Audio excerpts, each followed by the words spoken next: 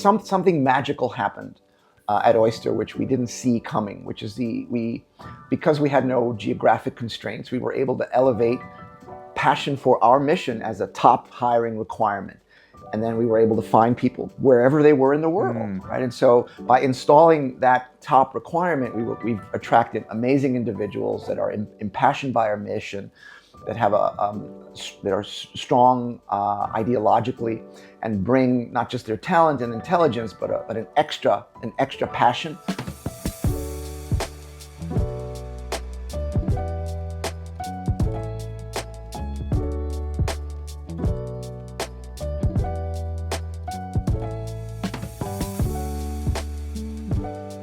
Welcome to the latest episode of Norders Podcast. It's the slush week here in Helsinki. As we just discussed with today's guest, why on earth would someone come to Helsinki in November? It is nice and slushy, it is dark by now, and I'm honored, grateful to have Jack Mardack today with me from Oyster. Thank you, Joonas. I'm very, very happy to be here with you. Thanks so much for the invitation. Thank you so much for coming. I understood it's your first time in Finland, first time in Helsinki. That's right. It's now the third day. Yeah, day 3. I arrived on Monday evening, and it's been amazing so far. I think I was lucky to have a fairly sunny day by Helsinki standards yesterday, so I was able to enjoy some of the sights. I did a little bit of ice dipping, a little bit of sauna, and so I'm on my way to having the full Helsinki experience. Yeah. How long are you going to be here for? Not terribly long, unfortunately. I'm leaving Friday morning. Yeah. And you had the Founders Day yesterday. Keynote yesterday. Yes, that was great. It was over at a venue called Bitsy, which is described as an indoor beach. Super interesting, very much in keeping with the relaxed Finnish vibe. Which, you know, I on my way here, I was worried, like, what do I wear? I have an invitation to sauna and ice dip, and then I have a keynote. And then I have a speaker's dinner afterwards, and all one right after the other. So I had to have somehow this wardrobe to navigate all 3 events. But I think it was okay. And I was perhaps more worried than I should have been. Yeah. Everyone in Finland is super chill, super casual. And so it was all good.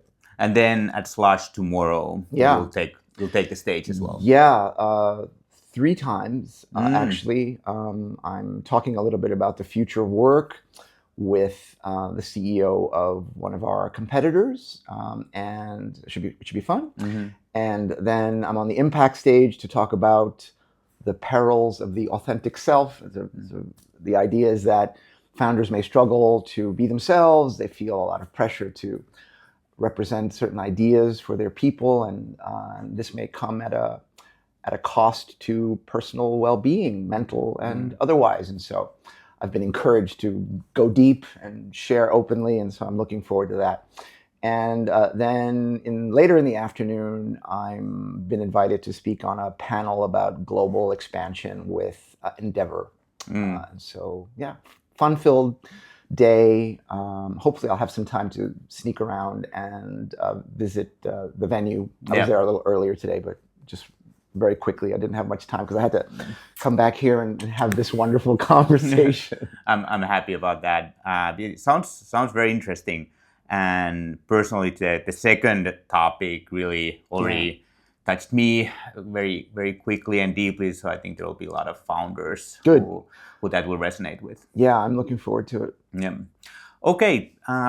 Many of our listeners know Oyster. You guys are paving the way for distributed teams and hiring globally. Before we get into how that started, what took you there? What's your story? Yeah, so I think everyone has their own professional journey, and an attribute of mine is that I didn't have a particular plan, and I feel very happy about that. I started out from when I was 10 years old as someone that was told they were going to be a doctor.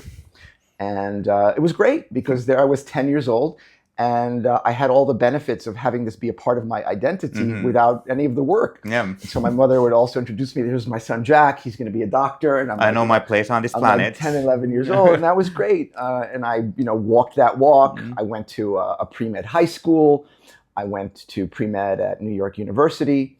And just as I was becoming disenchanted with that path and realizing that I really didn't want to be a doctor, unfortunately, my mom got sick, and I had to drop out of college, and I went into banking. I became a financial analyst, an industry analyst, both on the equity side and on the credit side. Basically, it was my job to analyze industries and individual companies and make recommendations about future financial prospects for both. So needless to say, I learned a lot. It was a fantastic early education in business. It was very encouraging because it gave me an application of like my analytical aptitudes in a new context, which was business. But ultimately, I did that for 5 years in New York. But ultimately, I didn't love this either. And I didn't love it because it seemed kind of hollow, kind of empty. I was much more interested in creation. And so I moved to California. You're from New York. I'm from New York. Yeah, born in New York.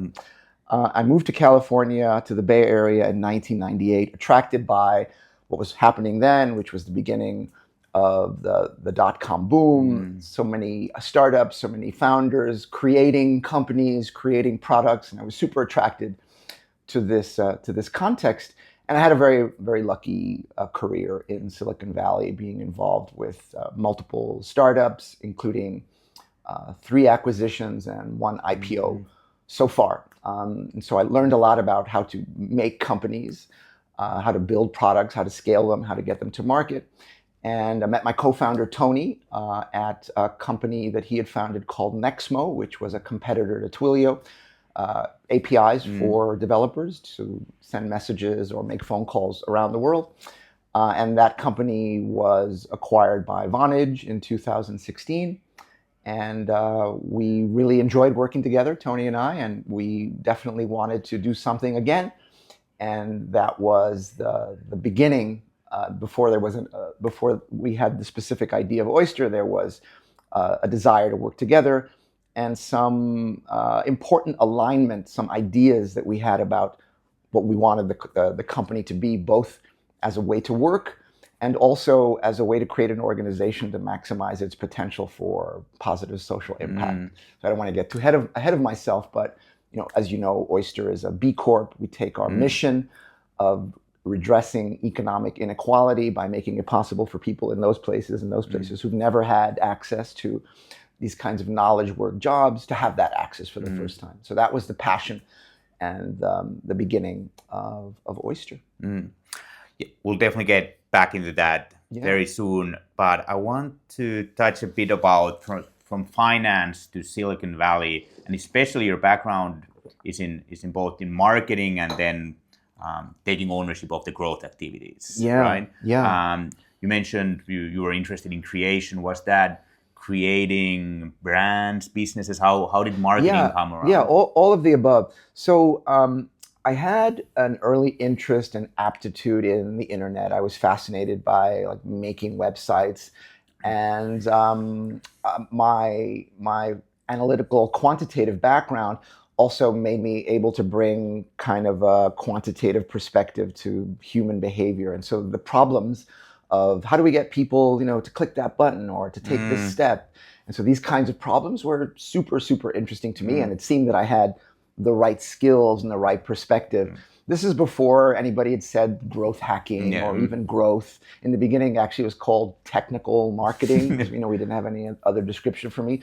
And so I said that I didn't have a plan in my career, but I had sort of like an internal operating system, right? And that internal operating system was cued to make me attracted to kinds of work that it seemed people valued highly and that I could do. And so that was the transition, really just saying, hey, it seems people, find this really valuable. It's kind of cool. Yeah. Not a lot of people can do it. It seems I can. Amazing.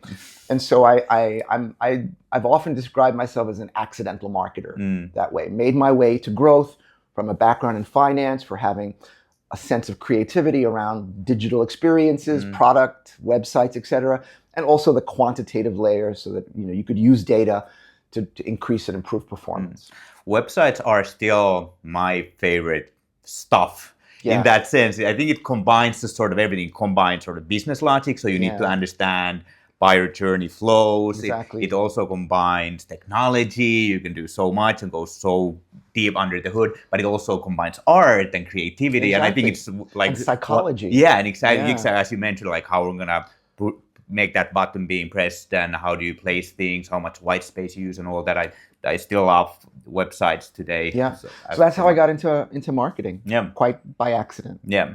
And then Silicon Valley sort of took its own route from there with you. Yeah. Well, once I got sort of a reputation for doing this well, it was easy to find kinds of opportunities at early stage companies that needed to solve for early problems of user behavior, activation, revenue, etc. And so I was able to bring a holistic analytical perspective to different kinds of businesses and be successful. Actually, this is how I actually. So I was at Alta Vista, which was the first search. I do remember one of the first search engines, and I was at Alta Vista in 1999. This is right before the bubble burst. So it was incredible, all of the energy and all of the money and all of the activity that was going into promoting internet companies. Alta Vista was about to go public. I was working in user experience, as my title, but my job was what I was just describing, which is basically optimizing the revenue between the search engine and a portal and some media properties that they had, optimizing that for ad revenue, basically collecting data, user experiments, and informing design decisions that were intended to optimize ad revenue. And then the bubble burst in the middle of 2000. And I remember I was laid off in May of 2000, the same day as like 350 people. And so literally everything was collapsing. The IPO was canceled. And I went into a job market in the early 2000s that was just littered with all these people that had some kind of job in tech, and it had all fallen apart. So it was hard to get another job. And so I actually spent 3 years working as a bellman in a hotel in San Francisco. Oh, okay. And it was super educational, super valuable as an experience, super humbling. It taught me the importance of making customers feel a certain way, making them feel welcome and warm and great. And it gave me some time to think and kind of adjust my thinking about what I wanted to do next.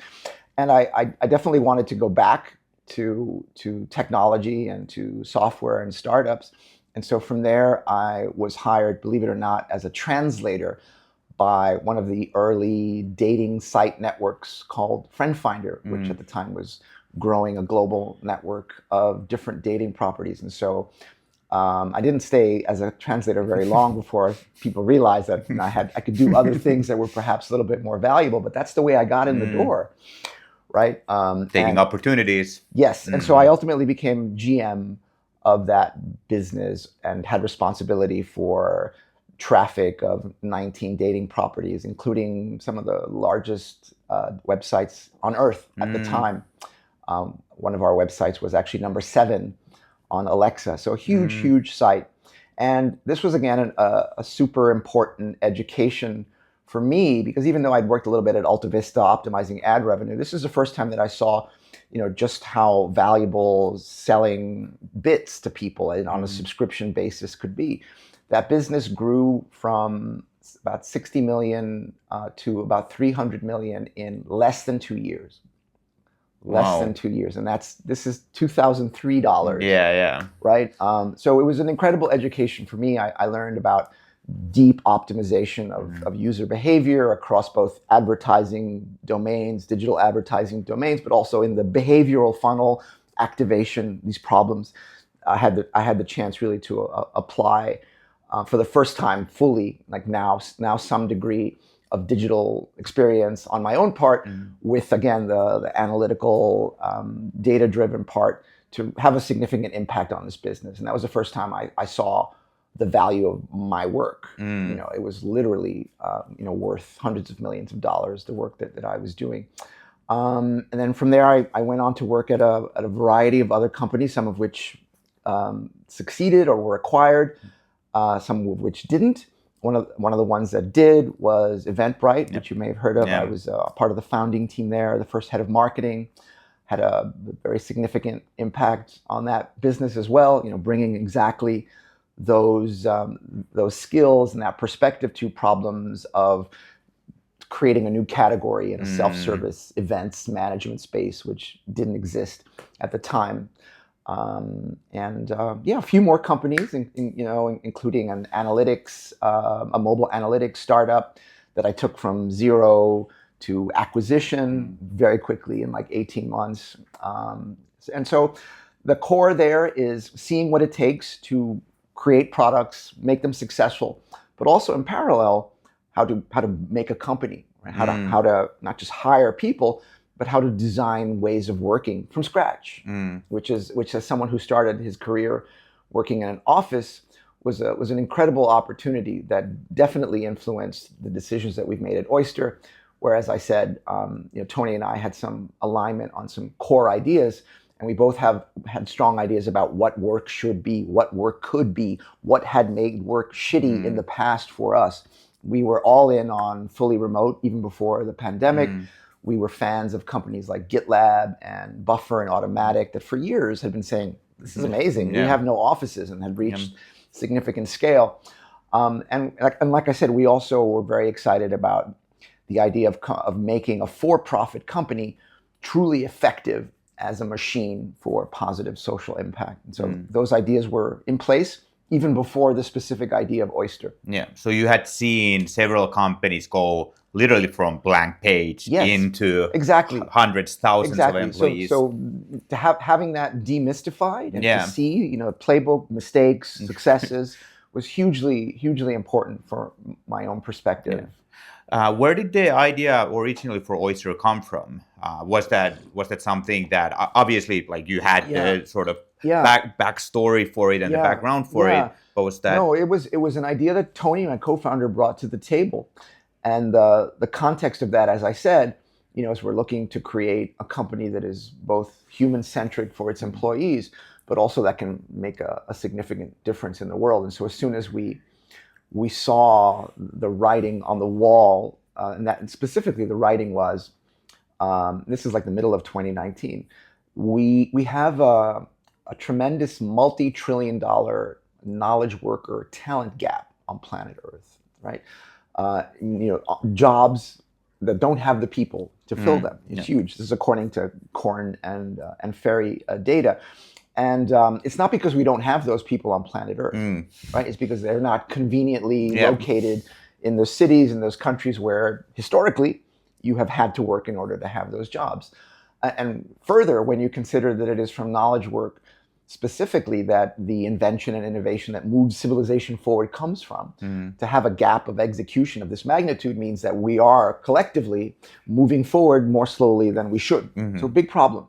The second observation that went into the genesis of Oyster was more moral for both Tony and myself, more personal, and which is a lot of people around the world have bad luck for being born in a certain place and unfortunately have faced the cold reality of, sorry, you can't do that because you're here. We don't have those jobs here. Tony is from Lebanon originally. His childhood was the bombs of Beirut, right? And so he moved to France in his early teens, never mind to have a career, but to have a life. And my own perspective on this issue is I'm the son, the very lucky son of two Latin American immigrants. My mother was from the Dominican Republic. My father was from Colombia. And because of my grandmother, from a very, very early age, I was made to understand how lucky I was that I was born in New York. And it was like... Which is no lie. Yeah, and it was like a joke. My grandmother used to say, if your mother had missed a plane, your life would have been very different.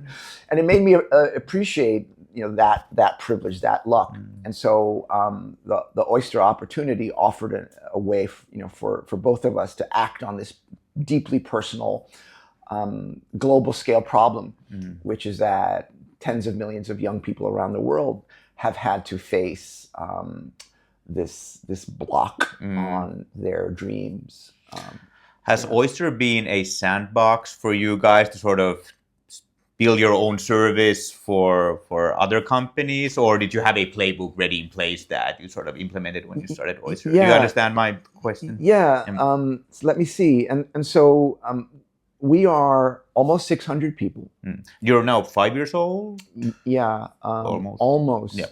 So we closed our seed round in February of 2020.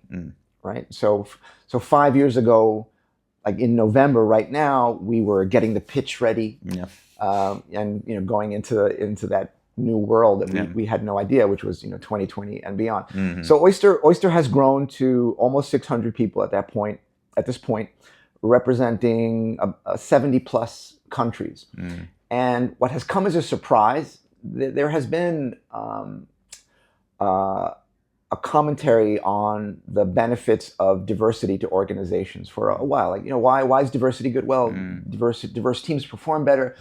To say that we've been blown away by the effects of global diversity, geographic diversity on our own organization is an understatement. We never saw that coming. It was like, even though how much it was praised, even we had no. I mean, what does diversity mean? They mean different things.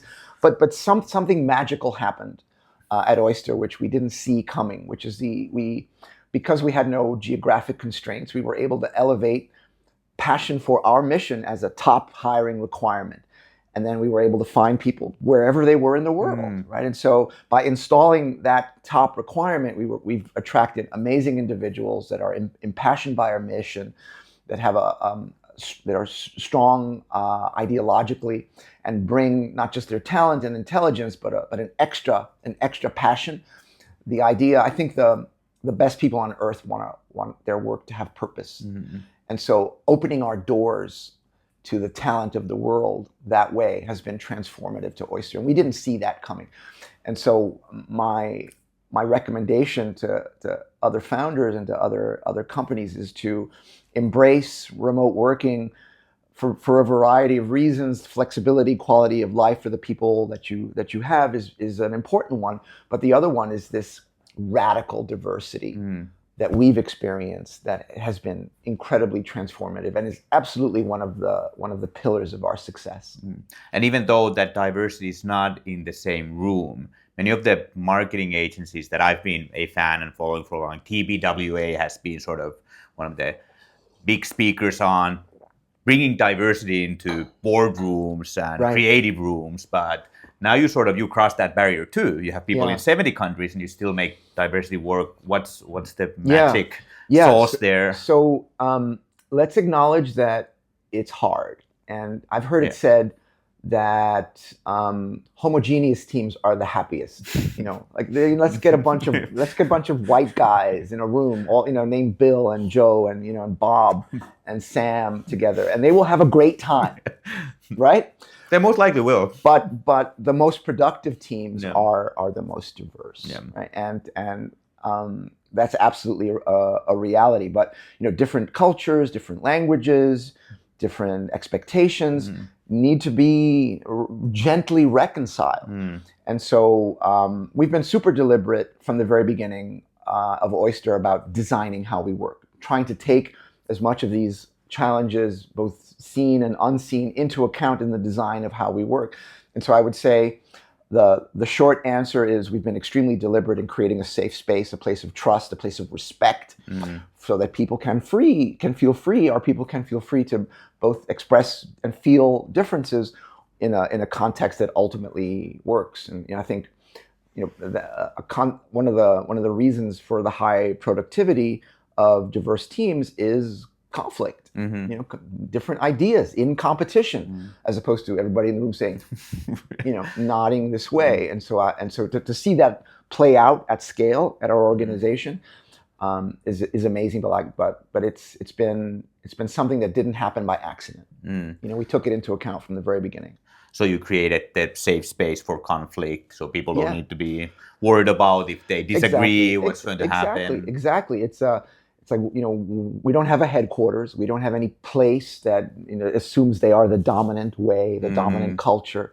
I'm an American, but from an immigrant background. My co-founder Tony is from Lebanon, and so even us, we're sort of already kind of diverse, and it just radiated from that. In the beginning, we relied on kind of our existing networks, and so there was maybe a moment where there was a lot of people from like the Bay Area and a lot of people from London, maybe for like 6 months, but then as we started to grow, it quickly grew much more diverse than that. Like I said, now we have people in over 70 countries. Anyone from Finland? Of course. Hell yeah. Yes. Yep. I have that's a great question. I'm so excited because I just had lunch. I just met for the very first time our 5th employee who's been with us over 4 years, Nice. Karita. And she lives here in Helsinki, and we've never met. We just had lunch like an hour ago. That's cool. Yeah. So over 600 people in over 70 countries. Where's the focus at this stage? Where is your mind most of the time at work? Yeah. Well, if you mean in terms of our own people and our recruitment, well, or Oyster business in general. Yeah. And so from a business growth standpoint, our addressable market is still large and huge and really untapped. The majority of our customers that have never had this kind of solution available. So it's very much still like early days in the evolution of the TAM. We remain focused on the US, remain focused on Europe as places where companies are being created, companies already are, and are at different rates becoming inspired and excited by this global hiring opportunity. So we're looking to the existing business centers of the world and bringing this capability of global hiring to them. So we've grown a lot with U.S. companies. We've grown a lot with European companies. I think we're looking ahead to greater investments in the Asian markets where we haven't really gone yet. And as far as our own people, our own recruitment, we're very much keeping to our own mission of trying to find the best talent in the emerging world. And that's been really, really, really successful. We have employee engagement surveys that we do, and not surprisingly, our most engaged, our happiest employees are the ones that are from the emerging world for whom these kinds of opportunities, this kind of work has been impossible, essentially. So we remain focused on we use the World Economic Forum's definition of emerging economy. We use that for our own impact reporting. We look at the total team members on our platform, which is our customers' people, right? And we report on that in our impact report. It's about 40% of the total employees of our customers are in the emerging world. And at Oyster, it is about mid-30s, so pretty close in terms of the emerging versus the non-emerging world. And so we're looking for talent in all places, but we're especially excited to welcome people to our own organization that are consistent with our own mission of bringing opportunity to the emerging world. I love the passion for our mission. I'm gonna take that with me.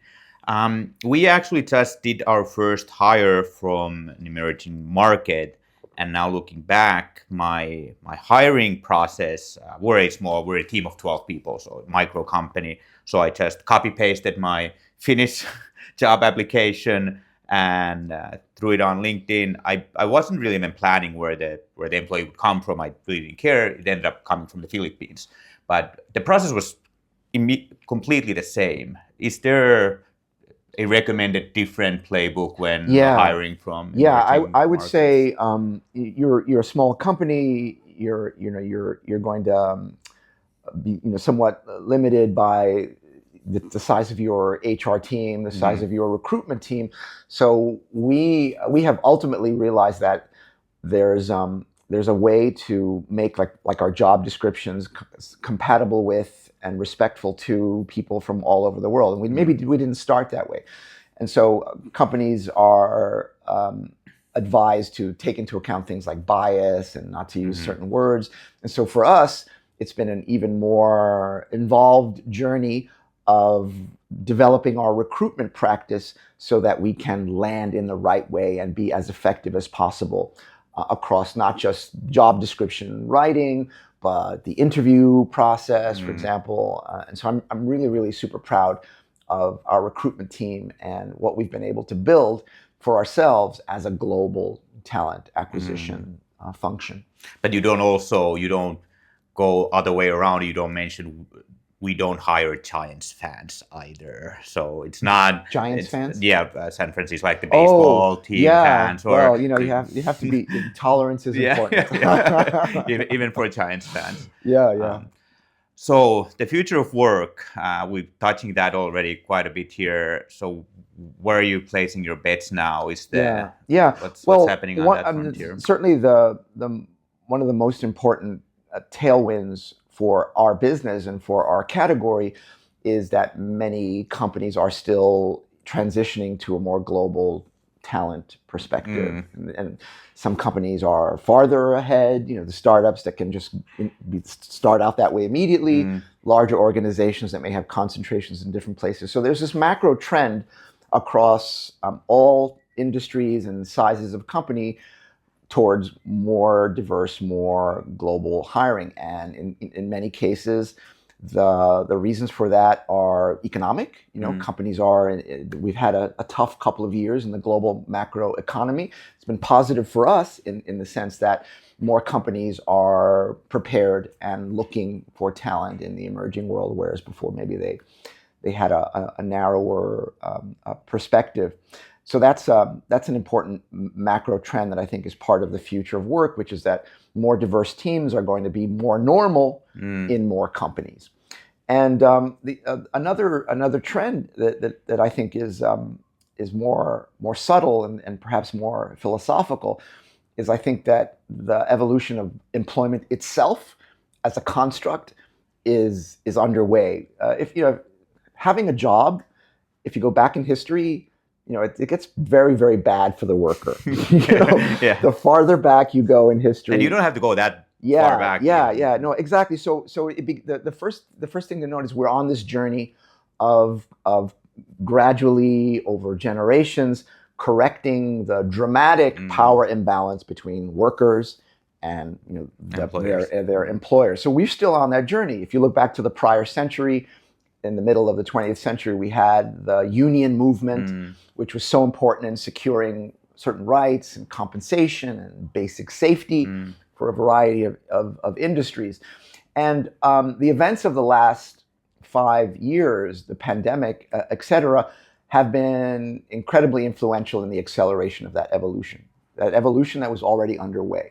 You will certainly remember that before the pandemic, it was popular to say, it was just sort of in the corporate culture to say that millennials were like entitled and that they didn't want to commit and they didn't bring the same kind of dedication to their jobs. And I think now we have a different perspective. We see that they were just ahead of the curve and they had the audacity to come to the work experience with different expectations. The problem wasn't them. The problem was the institution of work. The things that they wanted, purpose, flexibility, acknowledgement, opportunity, that prior generations, I'm Gen X, myself among them, just hadn't been trained, hadn't been allowed to expect, right? And so that's wonderful. That's great.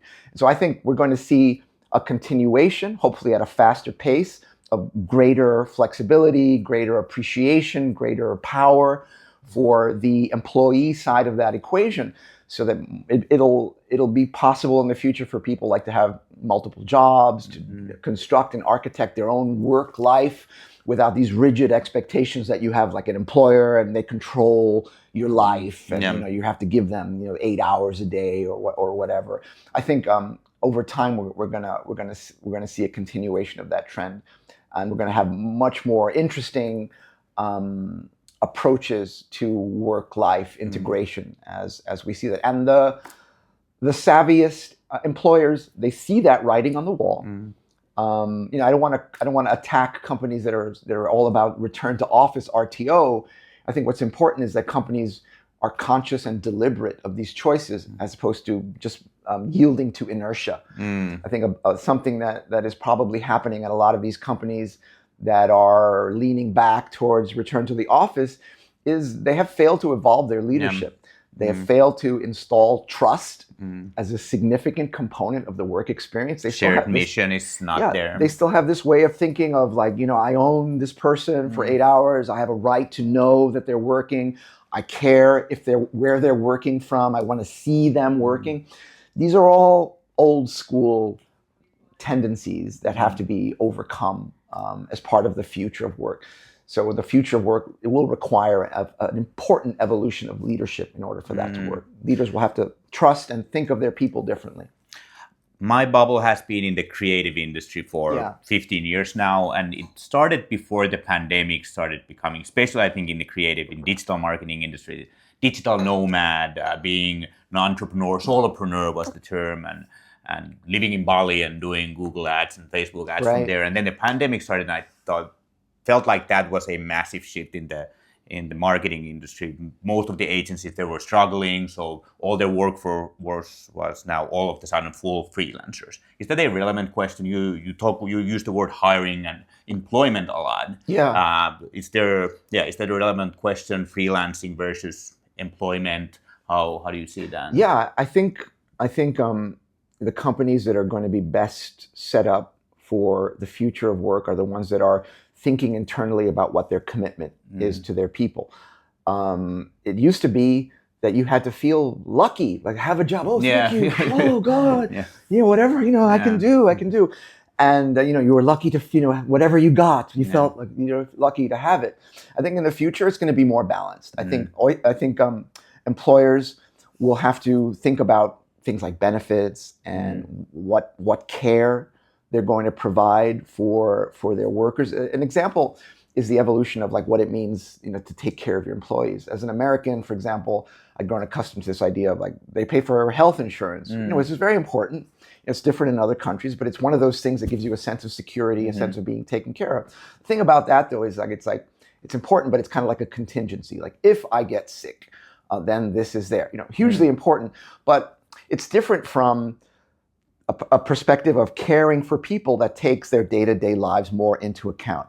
Where is the tolerance for the worker that has a caregiving responsibility at home and needs certain freedoms around that? We all have day-to-day events, troubles in our lives, and I think largely we have felt that we cannot bring those things to the workplace. And so I think the definition of taking care of employees is changing. The basket of benefits that companies think of when they're offering these things to attract employees is in a state of flux. The same old stuff. I think at the most progressive companies, it's not a ping pong table. It's not a jar of gummy bears. It's a different set of things that takes a more human-centric, more day-to-day. I'm having this experience today, and so what does that mean for my work life?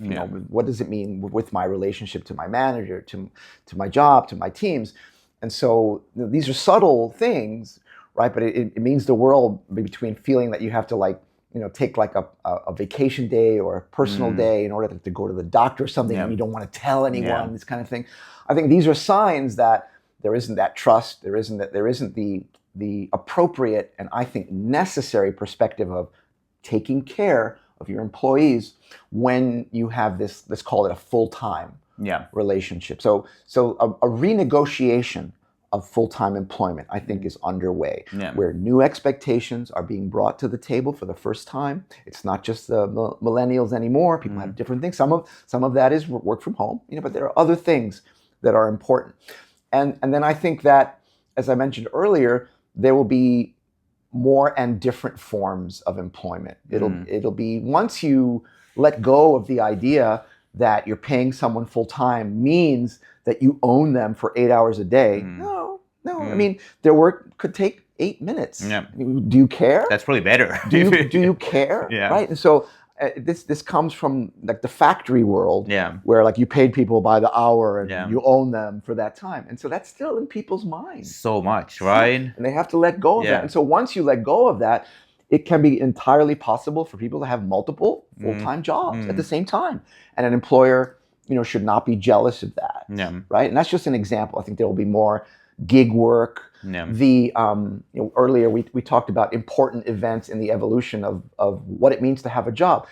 A few years ago, we remember that there was this discussion and tension around do like the drivers for Uber and Lyft and those kinds of companies, like what are they entitled to? Yeah.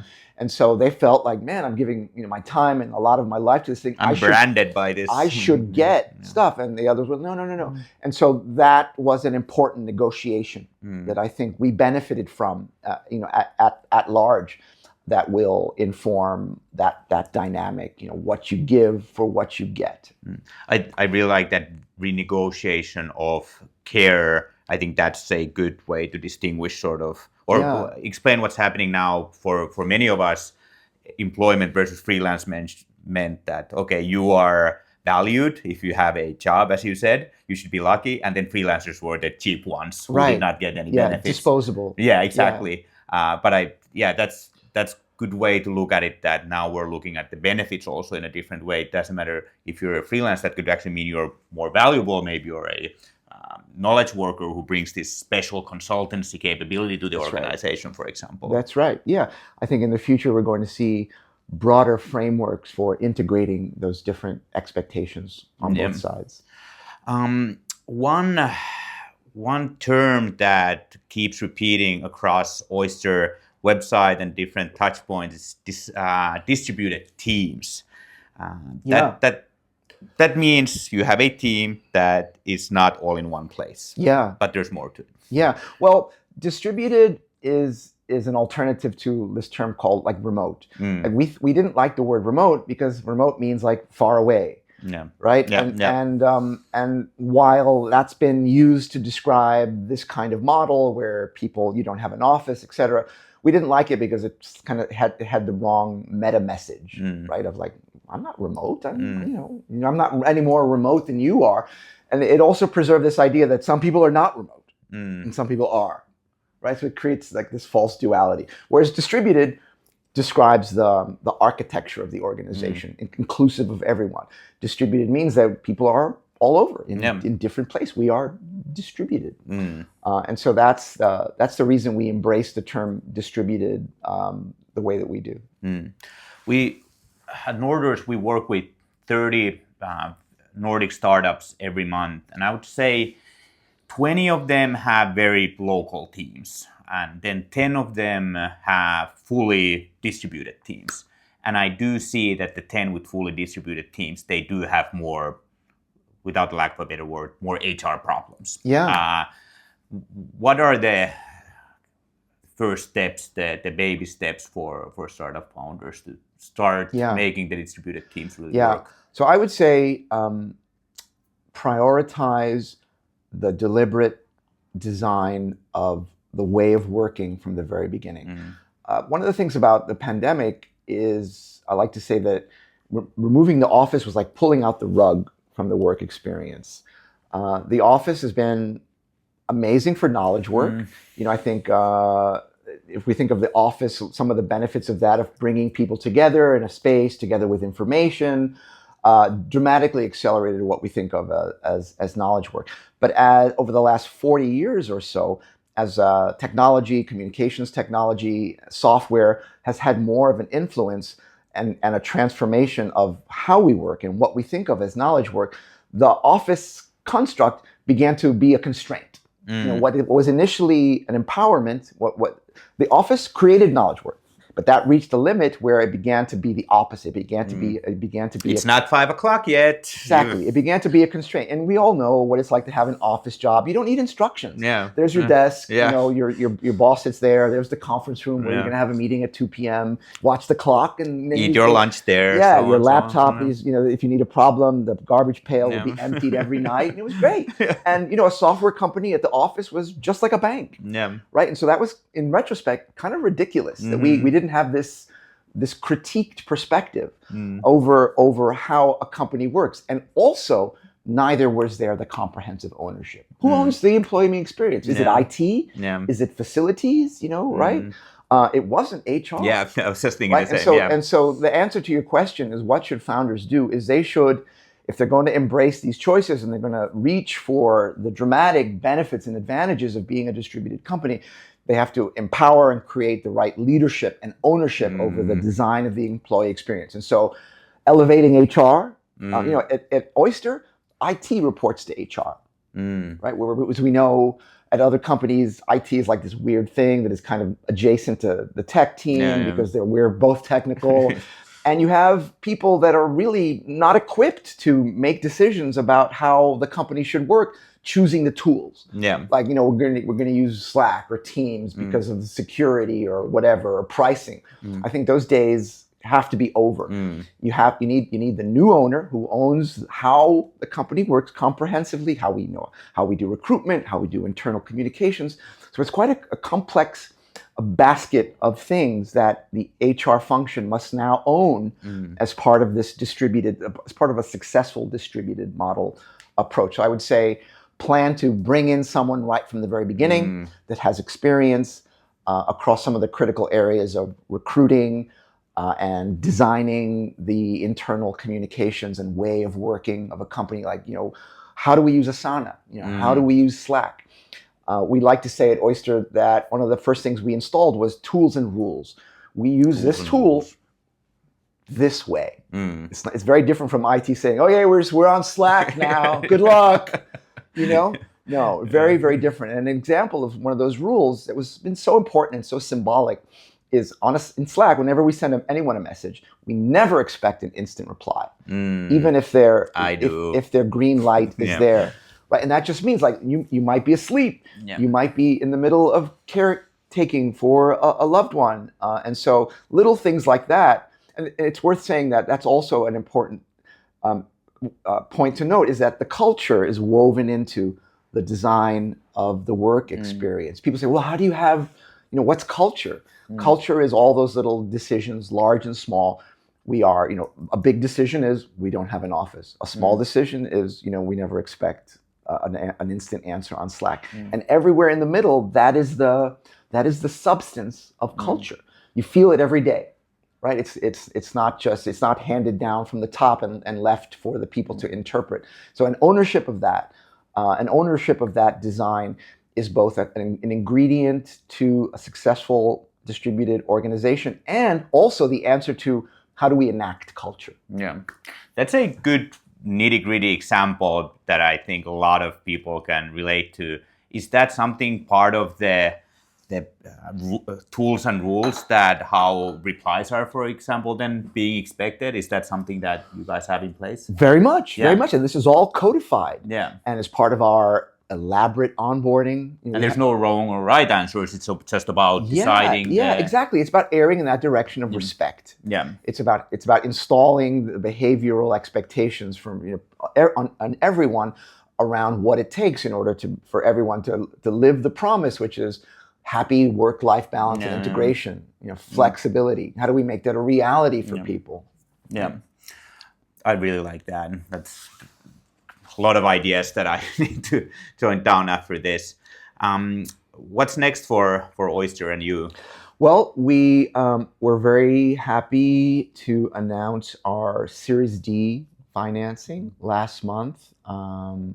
We raised $64 million, including $5 million from ServiceNow, which we're very happy to have on our cap table. They see the macro dynamics around global employment that we do. They believe in our commitment to the core solving of global employment, and so we have now a path to profitability over the next 18 months or so. So we don't have to fundraise anymore. So that means we now have to focus on the usual things, which is continuing our dramatic growth rate.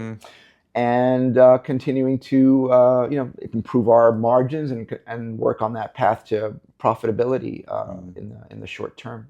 Congrats! Thank you. When you're not dealing with Oyster or busy with Oyster or attending slushy startup events, what do you like to do with your your work-life balance lifetime? Yeah, so as a result of Oyster and the work-life balance that it has afforded me, my wife and I were able to move out of San Francisco, which had become impossible as a place to live. You know, I love it. I had my career there, but it's not an exaggeration to describe what happened there as a collapse. You know, of all the major American cities, San Francisco has the highest vacancy rate still post-pandemic, 37%. I looked up the number just a few days ago. It's astonishing. And you know, there's a lot of buzz around. Oh, AI is is the ticket. No, it's not going to. It's not going to fill those offices. You know, it's not going to be. It's not going to be the same.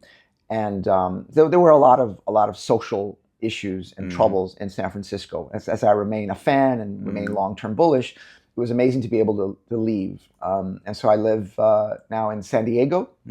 And to answer your question about the things that I like to give my time to, I've become a gardener, which is something that was always inside me, but I never had the opportunity. I never had the dirt to plant with. And so I'm very happy to give my time away from Oyster to gardening and to just relaxing at home with my wife and trying to find like-minded friends in the San Diego area.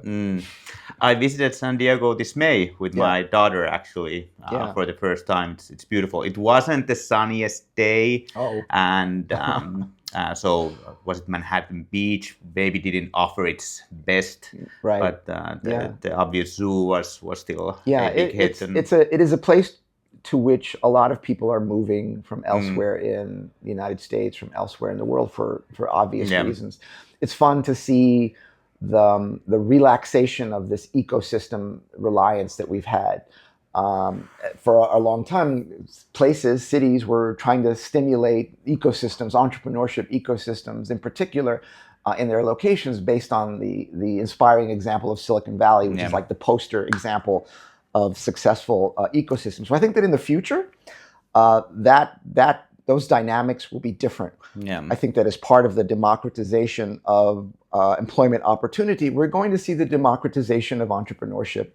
We raised all of our rounds over Zoom, right? And so that's just one example that we didn't have to be there in the city to meet the investor, to have those relationships. We certainly didn't hire from a place. And so I think that over time, different cities will emerge as places that are great to live, and from those choices will grow different kinds of ecosystems. But the idea that if you want to be a startup founder, you have to move to San Francisco and find your co-founder there, and find your investors there, and find your employees there.